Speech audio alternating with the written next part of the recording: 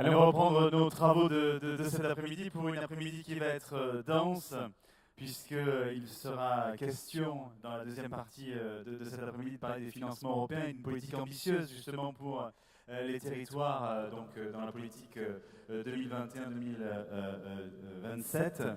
Mais avant, dans la continuité, justement, de notre matinée, où on a parlé d'exemples de concertation citoyenne, de concertation avec les élus dans le cadre des projets que vous avez dans vos pôles territoriaux et de pays.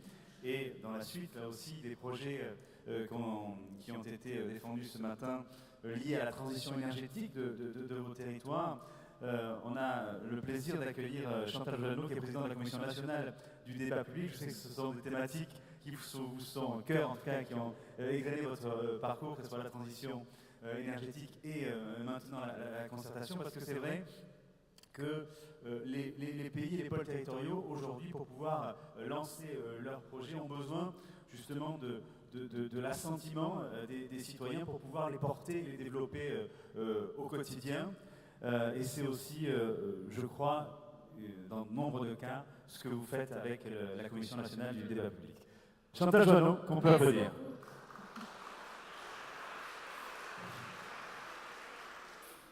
Merci beaucoup à votre président Monval de m'avoir invité, d'être venu d'ailleurs exprès présenter votre association, vos travaux et me dire tiens, ce serait une bonne idée que vous présentiez aussi les travaux de la CNDP, de la Commission nationale du débat public, parce que finalement nos problématiques sont assez proches.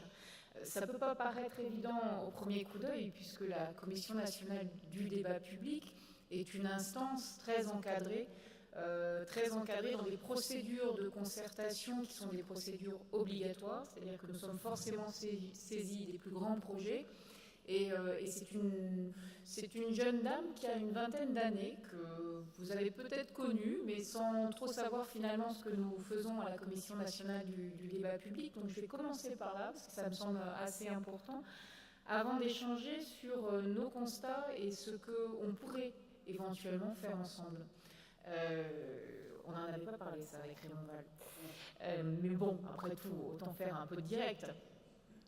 La Commission nationale du débat public, c'est une instance qui est chargée de faire respecter, de garantir le droit à l'information et à la participation des citoyens, qui est un droit inscrit dans la Constitution et qui est une forme de participation très particulière puisqu'elle intervient en amont des projets qui sont portés par les décideurs, à un stade où on peut encore interroger l'opportunité de ces grands projets. Et donc, nous sommes obligatoirement saisis de grands projets qui font en général plus de 300 millions d'euros d'investissement et qui sont des projets qui ont un impact sur l'environnement. Donc, on est vraiment dans le domaine environnemental, mais il est vrai que la plupart des projets ont un impact sur l'environnement. Et nous décidons ensuite soit d'organiser un débat public, soit de laisser le maître d'ouvrage organiser lui-même sa concertation sous l'égide de garant. Et nous veillons au respect de plusieurs principes qui sont assez fondamentaux dans la concertation, et en particulier à ce que la parole puisse être donnée au plus grand nombre, à ce que l'information soit la plus transparente, la plus objective possible, et à ce que toutes les paroles soient traitées selon ce qu'on appelle un principe d'équivalence, c'est-à-dire avec exactement le même poids, le même respect. Que vous soyez président d'association, de syndicat ou citoyen totalement anonyme, votre parole aura exactement le même poids. Et nous recueillons comme ça une photographie des différents arguments avancés par les habitants d'un territoire qui se sentent concernés par un projet, leurs interrogations, leurs inquiétudes, les éléments qui leur semblent pour eux les plus fondamentaux et qui leur semblent plutôt accessoires. Et cette photographie est donnée au décideur, et le décideur peut ensuite la prendre en compte ou nous dire non, finalement, ces différents arguments, je ne les reprendrai pas pour telle et telle raison. L'essentiel étant qu'il motive sa décision. Et donc c'est un droit très particulier qui est assez propre à la France, même si le droit à la participation est inscrit dans les conventions internationales.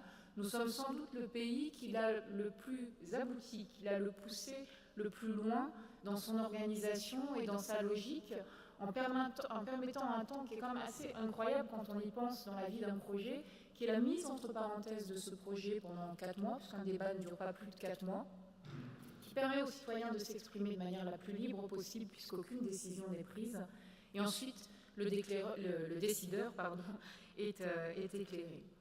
Ça fait 20 ans, je vous disais, que nous faisons cela. Donc nous avons fait 94 débats publics sur des sujets généralement très conflictuels, qui sont extrêmement variés. Ça a pu être ici la 32 entre Metz et Nancy. Ça a été d'ailleurs le deuxième débat public conduit par la CNDP en 1999. Il y a eu le projet CIGEO d'enfouissement des déchets nucléaires, débat qui a été conduit en 2013 de manière évidemment assez compliquée. Et puis l'année passée, nous avons organisé un débat national qui est le débat sur la programmation pluriannuelle de l'énergie, un débat plus local que vous avez peut-être connu, qui est le débat sur l'exploitation d'une mine d'or en Guyane, particulièrement sensible, celui-ci aussi. Et là, je suis désolée, j'étais en retard parce que nous préparons le débat sur le plan national de gestion des matières et des déchets radioactifs. Et c'est un débat qui peut être qualifié d'assez radioactif lui aussi. Donc il nécessite une préparation assez fine, le but étant qu'il soit utile aux décideurs. Il y a énormément de questions qu'on peut poser autour de ce débat sur les spécialisations de territoire, sur qu'est-ce qu'une matière, qu'est-ce qu'un déchet, qu'est-ce qu'on attend de ce système de gestion, quelles sont les priorités pour nos concitoyens. De cette longue expérience, 20 ans d'expérience quand même si moi ça fait que 6 mois grosso modo que je suis à la CNDP, beaucoup d'enseignements ont été tirés. Il y a des constantes dans la participation du public, des constantes dans les erreurs à ne pas commettre quand on souhaite concerter. La première erreur à ne pas commettre, je pourrais vous citer d'ailleurs des contre-exemples, mais ce ne serait pas sympathique, mais en même temps c'est assez éclairant. La première erreur à ne pas commettre, ou le premier principe qu'il faut se fixer à l'inverse, c'est la question de confiance. C'est-à-dire qu'un débat, une concertation, ne peut pas fonctionner si à la base, elle ne donne pas tous les gages de confiance. Et la confiance, ça ne se décrète pas. Il faut donner quelques gages assez pratiques. Dans cette confiance, déjà, il faut aller dans un débat avec la volonté réelle de le faire. Quand le décideur subit le débat et montre qu'il subit le débat, qu'il commence d'abord par faire des recours pour empêcher le débat, forcément ça se passera mal ensuite. Forcément, ça se passera mal pour le débat, mais de fait ça se passera mal pour le projet aussi. Un projet qui est tout de suite dans une logique de défiance, eh bien nos concitoyens auront le sentiment que si on ne veut pas faire le débat, c'est parce qu'on a quelque chose à cacher. Et il n'y aura aucun moyen de revenir dessus dès lors qu'on aura raté cette première étape d'entrée dans le débat. Et donc pour donner confiance, il faut aujourd'hui plusieurs éléments. Il faut bien évidemment une information la plus transparente. Il faut bien évidemment donner des points de rendez-vous très très clairs, communiquer assez largement. Et surtout, je pense que le plus important est dire comment on prendra en compte le résultat de ce débat public ou de cette concertation. Le débat public ou la concertation n'est pas liant. Ça ne veut pas dire que vous allez forcément prendre en compte tout ce qui sera dit pendant cette concertation. Je parle de débat public, mais c'est valable évidemment pour toutes les formes de participation. On n'est pas obligé de retenir tous les arguments mis en avant parce que certains vont à l'encontre d'enjeux économiques ou d'autres enjeux. Mais si on ne le fait pas, il est important de dire pourquoi. Il est important de motiver ses choix ensuite. Nos concitoyens, en général, ne nous en veulent pas si on prend des choix qui ne sont pas exactement ceux qu'ils auraient souhaité, ne serait-ce que parce que dans un système démocratique, forcément, il y a une partie de la population qui sera déçue au terme d'un choix. Mais il est important qu'on motive que vous motiviez, je ne suis plus décideur, que vous motiviez votre décision. Le deuxième élément de confiance, c'est dans l'organisation du débat. C'est pour ça que ce n'est pas toujours facile pour un maître d'ouvrage d'organiser lui-même les débats publics. Il faut qu'il y ait des garanties de neutralité dans la manière de présenter les informations, dans la manière de délivrer les informations, de neutralité dans la manière aussi de prendre en compte les différentes opinions qui s'expriment. Même nous sommes une autorité administrative indépendante, c'est-à-dire qu'on ne reçoit d'ordre de personne, même pas du gouvernement. Néanmoins, on entend assez souvent des paroles qui nous défient, qui nous disent mais on sait très bien, vous n'allez pas retranscrire cette opinion, on sait très bien que les résultats de cette concertation sont faussés. Et donc cette défiance-là, défiance quant à la neutralité du débat, elle est extrêmement forte chez nos concitoyens, et ça c'est une constante de toutes les formes de participation qui n'est pas récente. Contrairement à ce qu'on pourrait imaginer, que la défiance est un problème récent dans nos systèmes démocratiques, en réalité, depuis 20 ans, ça s'est observé dans tous les débats publics, et si on a créé la CNDP, et si on a donné des garanties de neutralité, c'est bien parce que déjà à l'époque, il y avait cette défiance dans l'organisation des différentes formes de concertation. Donc le principe de neutralité est extrêmement important. Le principe d'équivalence, de bien dire aux personnes que l'on écoute que votre opinion aura exactement le même poids, qui que vous soyez, et qu'elle soit retranscrite de la même manière dans les comptes rendus du débat, qui que vous soyez. Deuxième condition d'un débat, c'est la clarté. La clarté sur les ambitions de la participation. Il y a plusieurs formes de participation. Quand on parle de participation, c'est un mot un peu fourre-tout. Il y a la forme la plus simple, qui serait finalement la simple information du public sur le projet que l'on souhaite faire. Ensuite, il peut y avoir des formes de consultation. Dites si vous êtes pour ou si vous êtes contre un projet. Ensuite, il y a la concertation telle que nous la pratiquons à la CNDP, c'est-à-dire la concertation au début du projet pour éclairer le décideur. Et puis, il y a l'autre stade qui va plus loin, qui est la co-construction, qui n'est pas du tout le stade que nous avons en France, qui peut se faire de manière assez exceptionnelle dans certaines collectivités, qu'on a pu faire par exemple aussi dans une certaine manière d'ailleurs quand on a fait le Grenelle de l'environnement, puisqu'on l'a fait avec des partenaires dont on a dit on va reprendre tout ce qui est consensuel entre nous et on va le mettre dans la loi, et ensuite évidemment le législateur, parce qu'il n'y a que le législateur aujourd'hui qui a le pouvoir de décider, le législateur décidera de ce qu'il reprend ou pas. Mais c'est important aussi de donner les ambitions donc de notre participation, de bien distinguer ce qui est une simple consultation de ce qui peut être une co-construction. Et donc, il faut être assez clair sur les thèmes. Et enfin, surtout, il faut être clair sur le périmètre du projet. C'est-à-dire que ne pas soumettre, il ne faut surtout jamais soumettre à la concertation un projet où tout est décidé. Si vous allez dans une concertation, soit pour de la co-construction, soit vraiment pour vous éclairer, il est essentiel que toutes les opportunités du projet soient ouvertes. Même l'opportunité zéro, l'opportunité de ne pas faire un projet.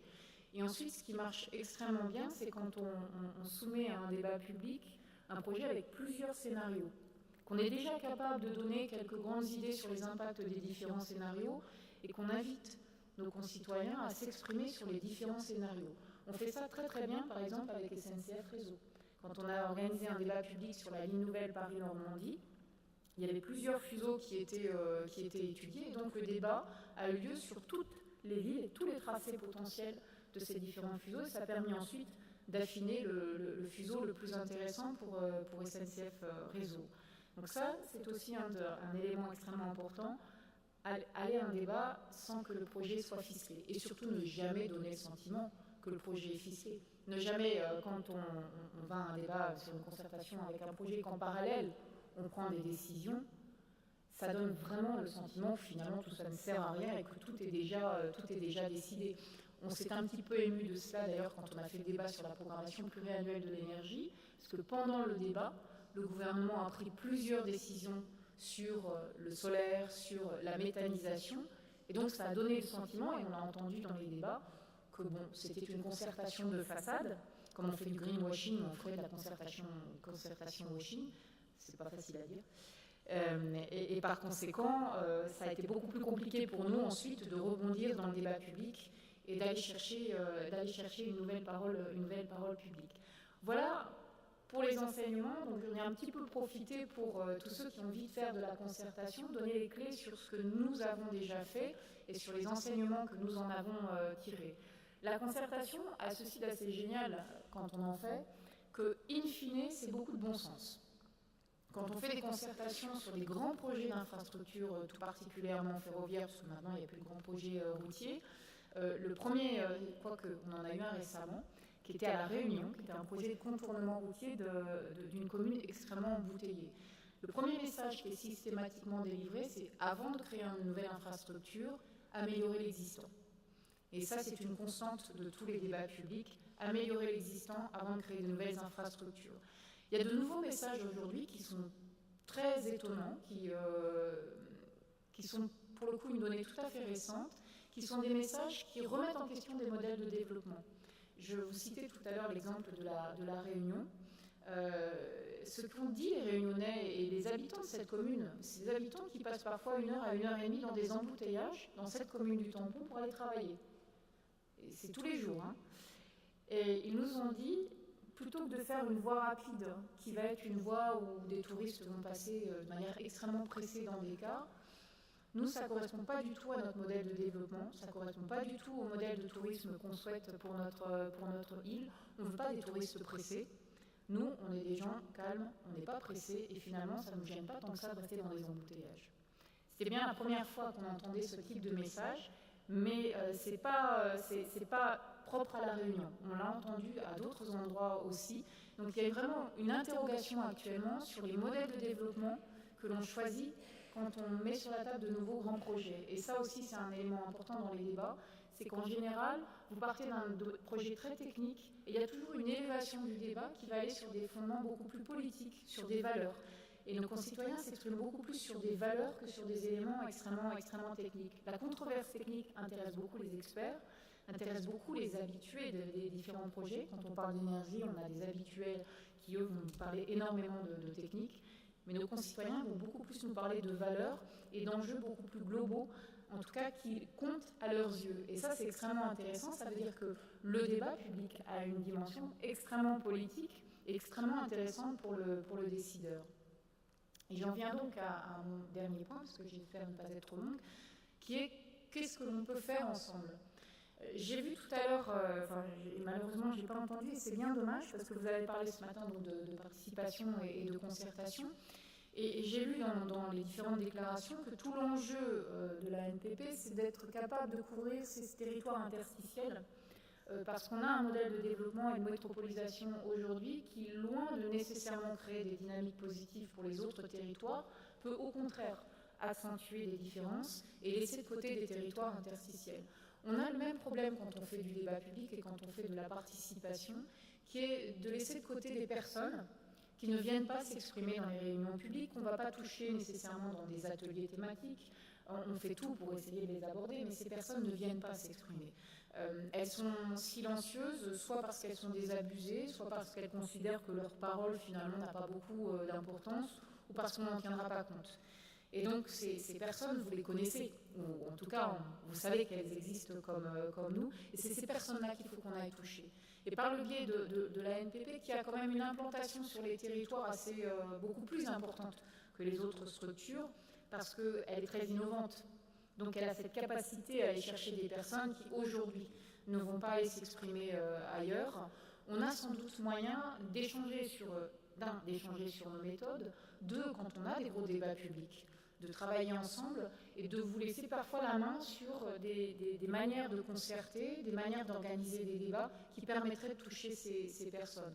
Je ne vous proposerai pas tout de suite ça sur le plan national de gestion des matières et déchets radioactifs parce que je pense que c'est une entrée en matière un peu difficile pour tester ce type de méthode, mais on aura de plus en plus, nous, à organiser des débats sur des outils de programmation nationaux, puisque c'est une procédure qui est devenue obligatoire et pour laquelle il serait extrêmement intéressant que vous puissiez aussi effectivement être des acteurs vraiment dans ces débats, pas simplement des personnes qui vont nous dire tiens ce serait bien de faire ça, mais vraiment des acteurs, qu'on s'appuie sur des initiatives locales. On l'a fait sur le débat pour la PPE, pour la programmation pluriannuelle de l'énergie, et ça a été extrêmement instructif parce qu'il y a une très forte volonté de territorialisation des politiques. Dans le débat sur la PPE, je ne sais pas ce qui sortira de la PPE, puisque je ne suis pas du tout dans les enceintes qui décident, mais s'il y avait il y a 3 messages forts qui sont sortis. Le premier, c'est arrêter de changer en constamment de politique, conserver les objectifs. Le deuxième est beaucoup plus préoccupant et rejoint sans doute vos préoccupations. La transition écologique est vécue comme une injustice sociale. C'est-à-dire qu'aujourd'hui, elle rime avec injustice sociale. Nos concitoyens n'ont pas du tout le sentiment qu'elles permettent au contraire plus d'équité ou plus d'égalité. Ils ont le sentiment qu'elle n'est accessible qu'à ceux qui sont déjà dans des territoires bien pourvus et qui sont les plus riches. Et d'expérience, de mon expérience de vice-présidente de la région Île-de-France, je ne peux pas totalement leur donner tort. Et le troisième message qui a été donné par nos concitoyens, c'est territorialiser les politiques. On en a marre de ces projets qui viennent d'en haut. On veut des projets énergétiques qui viennent des territoires, à des échelles territoriales qui sont des échelles de bassin de vie, qui sont des échelles réelles et pas des échelles administratives. Et c'est là où vous avez évidemment tout votre rôle à jouer. Et cette volonté de territorialisation, on la retrouve dans beaucoup de débats, et c'est aussi une exigence pour nous dans l'organisation de nos débats publics, de ne plus avoir des systèmes totalement formatés depuis Paris, la CNDP est à Paris, mais d'avoir des systèmes qui puissent être différenciés selon les territoires. Voilà, j'ai été trop longue, j'en suis désolée, mais voilà en quelques mots ce que je souhaitais vous dire. On a vraiment besoin de vous. Merci Chantal. Je vais rester un petit peu avec nous parce que moi je ne résiste pas à l'envie justement que notamment les élus qui sont dans la salle puissent vous poser quelques questions justement sur la Commission nationale du débat public. On a un peu plus de temps parce que vous le savez, on a des ministres qui ne viendront pas compte tenu évidemment de l'agenda. Donc si vous le permettez, on peut peut-être prendre une ou deux questions dans la salle. Donc n'hésitez pas comme d'habitude à lever la main et à vous exprimer si vous le souhaitez, notamment sur la concertation, la co-construction, puisque certains d'entre vous le pratiquent quotidiennement sur leur projet. Est-ce qu'il y a des questions? Vous avez été extrêmement clair, Chantal Joanneau, Raymond Vall. Oui, Madame la Ministre, voilà, moi nous en avions un petit peu parlé lorsque nous sommes rencontrés. Le problème qui va se poser pour nous, c'est un problème de dimension de projet, puisque je pense que votre organisme intervient sur des sujets qui, territorialement, représentent évidemment des enjeux et des périmètres importants. Mais vous l'avez évoqué à demi-mot, c'est-à-dire que le problème que nous avons aujourd'hui, et ce que nous avons pendant ces 2 jours beaucoup évoqué, c'est le rôle que l'on peut jouer entre ces métropoles et ces territoires constitués d'agglomérations ou de territoires donc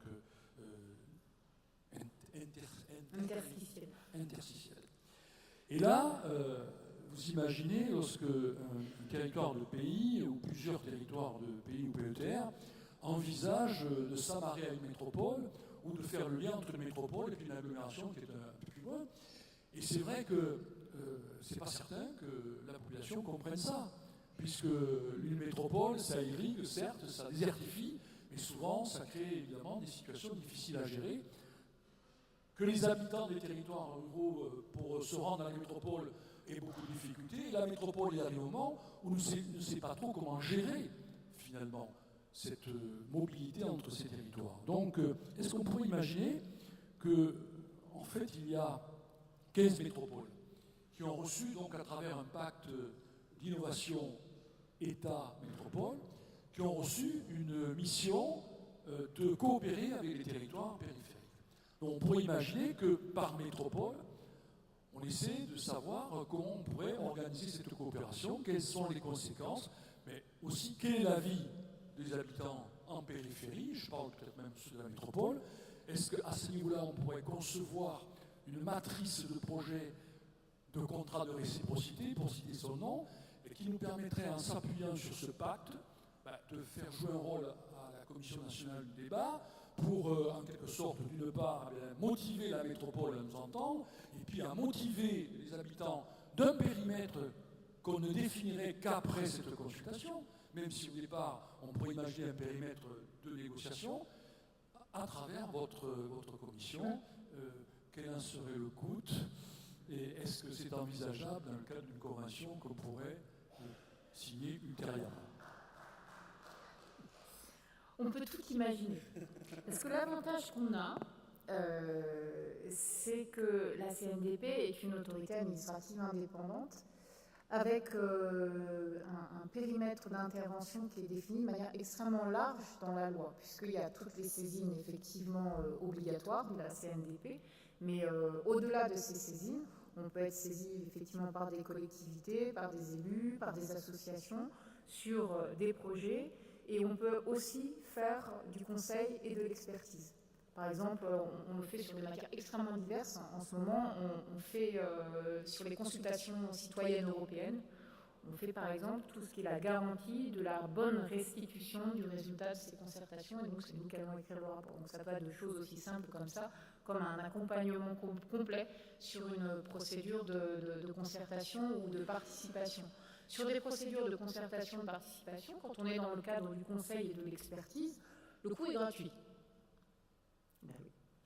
Comme quoi, il y a des choses qui sont bien faites parfois. Le coût est gratuit puisque nous sommes une autorité, c'est une autorité d'intérêt général, de service public, et nous avons un certain nombre de garants. On a un réseau de 250 garants à travers la France qui sont formés par la CNDP, qui donc sont rémunérés le temps d'une mission pour mener à bien cette mission. Et ces garants, évidemment, ne demandent que ça, de pouvoir travailler. On a des projets qui sont des projets très classiques, hein. On a des projets d'infrastructure énergétique, on a des projets de beaucoup d'énergie en ce moment, en fait. C'est vraiment l'essentiel. On peut travailler par exemple sur les SAGE ou les DAGE, donc c'est aussi ce qui fait notre quotidien, mais on aime à travailler sur d'autres projets qui en plus vont nous obliger nous aussi à nous moderniser un peu, parce que c'est vrai qu'après 20 ans il y a quand même des petites habitudes qui se prennent, et donc ça ne peut pas nous faire de mal. Bien, mais écoutez, je crois qu'on peut remercier Mme Chantal Joanneau de nous faire cette proposition par rapport à, je suppose, vous voyez, ça déclenche déjà d'autres questions. Donc, écoutez, je vous remercie, et puis nous aurons l'occasion d'en reparler. Autre question, donc en haut. Je vous demande de vous représenter pour que là aussi ce soit clair pour tout le monde. André Genet, c'est une question de citoyen. Vous avez dit fort justement que nous avons un appareil normatif, réglementaire extrêmement sophistiqué dans notre pays sur ce sujet de la concertation. C'est une fierté. Mais on a envie d'avoir quelque chose peut-être de plus approprié par les habitants, par la société. La culture de la concertation semble encore faible. Est-ce qu'il ne faut pas envisager qu'à l'école, on se forme au débat? Est-ce qu'il ne faut pas envisager que sur des questions, des blocages qui existent sur certains sujets, on ait un droit de pétition beaucoup plus vivant? Je prends juste un exemple. La région parisienne souffre d'une trop grande abondance de structures institutionnelles entre la région, la métropole, les départements, les intercos, les communes. Donc les citoyens ne s'y retrouvent pas, ce n'est pas digne d'un fonctionnement démocratique civilisé. Est-ce que sur ce type de sujet, il ne faudrait pas que plus facilement les habitants soient à même de proposer un débat sur la question, par exemple, combien faut-il de niveaux institutionnels en Île-de-France pour sortir d'une situation de blocage et de fatalisme? Donc il y a deux questions. La question de l'école et la question du droit de pétition, en fait, ou du droit d'initiative. Sur l'école, alors bon, quand on fait de la politique, on est particulièrement attentif à effectivement cette capacité à débattre et à s'exprimer à l'oral. Et c'est vrai qu'aujourd'hui, l'école ne forme très peu à l'oral et à la capacité à pouvoir convaincre l'autre avec des arguments. L'école est encore beaucoup basée sur l'écrit. Or, l'art de la concertation, c'est aussi la capacité effectivement à exprimer ses opinions à l'oral et plus que ses opinions, ses arguments. Parce que ce qui nous intéresse dans un débat public, comme dans toute procédure de concertation, ce que l'on cherche, c'est pas vous êtes pour ou vous êtes contre un projet, c'est pourquoi vous êtes pour. Et dans les comptes rendus du débat public, on ne reprend pas les opinions, on reprend les arguments. Donc pourquoi est-ce que vous êtes contre l'énergie nucléaire? Prenons un exemple. Qu'est-ce qui motive votre position? Et là, on liste les arguments. Donc ça, c'est le premier aspect sur l'école, cette capacité à argumenter et à le faire à l'oral. C'est ce qui explique d'ailleurs que beaucoup de personnes sont très mal à l'aise dans des grandes réunions publiques et qu'on développe des tas d'autres systèmes pour inviter les personnes à s'exprimer. Le deuxième élément sur le droit d'initiative ou le droit de pétition, il a été nettement amélioré par des ordonnances en 2016 qui ont créé un droit d'initiative qui est de 10 000 citoyens pour pouvoir saisir justement la CNDP sur certains projets. On ne peut pas dire qu'il y ait eu une communication énorme autour de ce nouveau droit d'initiative, et jusqu'à présent, nous n'avons pas été saisis de ce droit d'initiative. De la même manière, il est possible pour 500 000 citoyens de saisir soit le CESE, soit la CNDP sur des plans des programmes nationaux. Et jusqu'à ce jour, ça n'a pas été fait, c'est tout récent. Mais en même temps, je n'ai pas eu le sentiment qu'il y ait eu beaucoup de communication nationale autour de ce sujet. Et quand nous communiquons, aujourd'hui, on n'a pas un poids non plus, on n'a pas un poids énorme. Donc ça existe, mais c'est très timide. Parce que une fois que ce droit d'initiative a été activé par 10 000 citoyens, il reste quand même soumis à une validation des autorités, en l'occurrence des autorités préfectorales quand il s'agit par exemple d'un projet territorial, qui va décider en opportunité si ce droit d'initiative doit être ensuite transmis à la CNDP, et si de fait, nous, quand ce droit d'initiative nous est transmis, on est obligé de faire un débat ou une concertation. Donc ça existe de manière assez timide, on n'est pas en France extrêmement... on est assez méfiant parce que quand on parle de participation, il y a toujours une très forte tension entre la démocratie représentative et la participation. Aujourd'hui, en France, il n'y a pas de démocratie citoyenne, il n'y a pas de démocratie directe. Les systèmes de participation ne sont pas des systèmes de décision, ce ne sont que des éclairages. Donc il n'y a pas de citoyenneté liée à la participation. D'ailleurs, quand on fait des débats publics, on ne demande pas de conditions de citoyenneté pour participer à des débats publics. Ça s'adresse à tout le monde, même quand on fait des procédures de tirage au sort. On a fait par exemple pour la PPE, on a tiré au sort 400 citoyens en France. Ce n'était pas 400 citoyens, c'était 400 personnes qui habitaient en France. On n'a pas vérifié leurs conditions de nationalité parce que ce ne sont pas des systèmes de décision. Et ce pas-là, on aura beaucoup de mal à le franchir, si tant est d'ailleurs que ce soit nécessairement intéressant de le franchir, je ne suis pas sûre. Parce que forcément, il y a une très grande tension. Il y a des élus qui sont élus, vous êtes élus avec des critères qui sont extrêmement clairs et qui sont un mode de désignation qui a toutes ses vertus.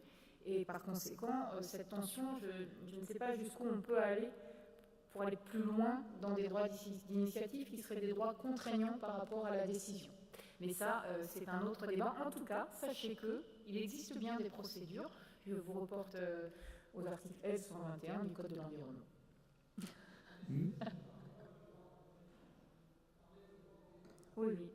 Dans le L121, il y a un droit au débat qui peut être activé par initiative citoyenne. Est-ce qu'il y a une dernière question avant qu'on passe à la question sur les fonds européens, à notre table ronde sur les fonds européens? Merci, bonjour. Éric Valin, citoyen Havrais. Une question qui fait suite à celle sur la mobilité tout à l'heure et qui est plus sérieuse qu'elle en a l'air. Est-ce que vous auriez pu organiser un débat sur les 80 km/h en termes de mobilité? Alors, elle est plus sérieuse qu'elle en a l'air parce que nous n'avons pas été saisis pour organiser un débat. On aurait pu, c'était possible d'organiser un débat sur ce sujet, sur l'opportunité de le faire. Et peut-être qu'il aurait été intéressant d'ailleurs de faire un débat sur les alternatives aux 80 km/h, sur les différents scénarios. Et là, on aurait eu un débat intéressant. Et ça aurait été un débat d'autant plus intéressant que l'on voit très bien dans les remises en cause du 80 km/h que ces remises en cause s'appuient sur des arguments très politiques, enfin au bon sens, très politiques, sur la distinction urbain-ruraux, sur la réalité en fait aussi des vies quotidiennes et sur la rationalité des différentes personnes. Souvent, nous on a une tension très forte dans les débats et c'est ce qu'on a vécu d'ailleurs avec ce 80 km/h. Il y a la rationalité dite technique ou scientifique. Vous imaginez par exemple sur les déchets nucléaires ce que ça peut donner. On a des experts, des scientifiques qui ont leur rationalité et qui considèrent que c'est la seule valable, qu'il n'y a pas d'autre rationalité valable. Or, nos concitoyens et les concitoyens qui se sont exprimés contre le 80 km/h le font avec des arguments rationnels. Et donc, quand on fait des débats publics, il y a différentes formes de rationalité qui peuvent se confronter, mais elles ont toutes la même valeur. C'est-à-dire que ce que je n'ai pas beaucoup aimé dans ce débat, c'est cette forme de discrédit par rapport aux arguments qui étaient avancés contre le 80 km/h. Alors qu'il aurait fallu, avant d'annoncer cette mesure, peut-être effectivement apporter des réponses à ces différents arguments le 80 km/h a bien montré qu'il y avait des gagnants et des personnes qui se sentent ou qui sont perdantes. Et ces personnes-là, on aurait dû leur apporter des solutions, on aurait dû leur apporter des réponses. Et tout l'intérêt d'un débat public, c'est de les identifier, d'identifier leurs arguments et de pouvoir y répondre. Donc, voilà. Merci beaucoup, Chantal Joanneau.